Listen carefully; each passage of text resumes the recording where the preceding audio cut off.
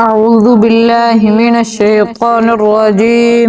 بسم الله الرحمن الرحيم. آمين. تنزيل الكتاب من الله العزيز الحكيم.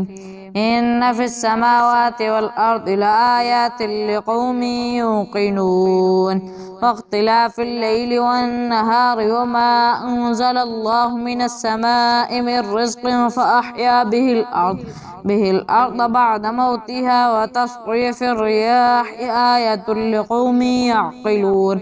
تلك آيات الله نتلوها عليك بالحق، فبأي حديث بعد الله وآياته يؤمنون. ويل لكل أفاك أثيم يسمع آيات الله تتلى عليه ثم يصر مستكبرا كأن لم يسمعها فبشره بعذاب أليم.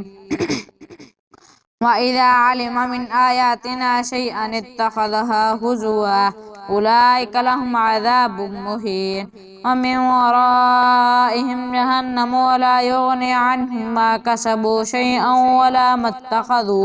ولا ما اتخذوا من دون الله أولياء ولهم عذاب أليم.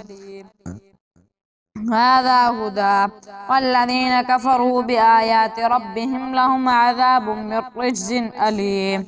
الله الذي سخر لكم البحر لتجري الفلك فيه بأمره ولتبتغوا من فضله ولعلكم تشكرون. وسخر لكم ما في السماوات وما في الأرض جميعا منه إن في ذلك لآيات لقوم يتفكرون. قل للذين آمنوا يغفروا للذين لا يرجون أيام الله ليجزي قوما بما كانوا يكسبون. من عمل صالحا فلنفسه ومن أساء فعليها ثم إلى ربكم ترجعون. ولقد آتينا بني إسرائيل الكتاب والحكم والنبوة ورزقناهم من الطيبات وفضلناهم على العالمين. آتيناهم بينات من الأمر فما اختلفوا إلا من بعد ما جاءهم العلم بغيا بينهم. إن ربك يقضي بينهم يوم القيامة فيما كانوا فيه يختلفون. ثم جعلناك على شريعة من الأمر فاتبعها ولا تتبع أهواء الذين لا يعلمون إنهم لن يغنوا عنك من الله شيئا وإن الظالمين بعضهم أولياء بعض والله ولي المتقين. هذا بصائر للناس وهدى ورحمة لقوم يوقنون. أم حسب الذين اجترحوا السيئات أن نجعلهم كالذين آمنوا وعملوا الصالحات سواء محياهم ومماتهم ساء ما يحكمون. وخلق الله السماوات والأرض بالحق ولتجزى كل نفس بما كسبت وهم لا يظلمون. أفرأيت من اتخذ إلهه هواه وأضله الله على علم وختم على سمعه وعلى وقلبه وجعل على بصره غشاوة ومن يهديه من بعد الله أفلا تذكرون.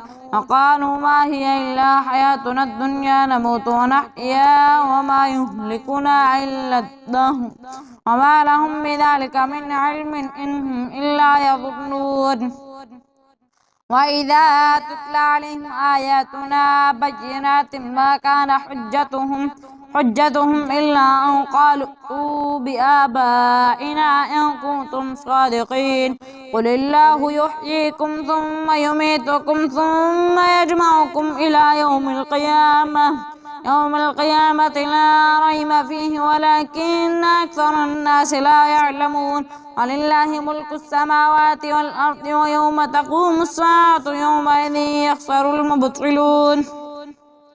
وترى كل أمة جاثية كل أمة تدعى إلى كتابها اليوم تجزون ما كنتم تعملون هذا كتابنا ينطق عليكم بالحق إنا كنا نستنخس ما كنتم تعملون كلا فأما الذين آمنوا وعملوا الصالحات فيدخلهم ربهم في رحمته ذلك الفوز العظيم وأما الذين كفروا أفلم تكن آياتي تتلى عليكم فاستكبرتم وكنتم قوما مجرمين وإذا قيل إن وعد الله حق والساعة لا ريب فيها قلتم ما ندري ما الساعة إن نظن إلا ظنا وما نحن بمستيقنين وبدا لهم سيئات ما عملوا وحاق بهم ما كانوا به يستهزئون وقيل اليوم ننساكم كما نسيتم لقاء يومكم هذا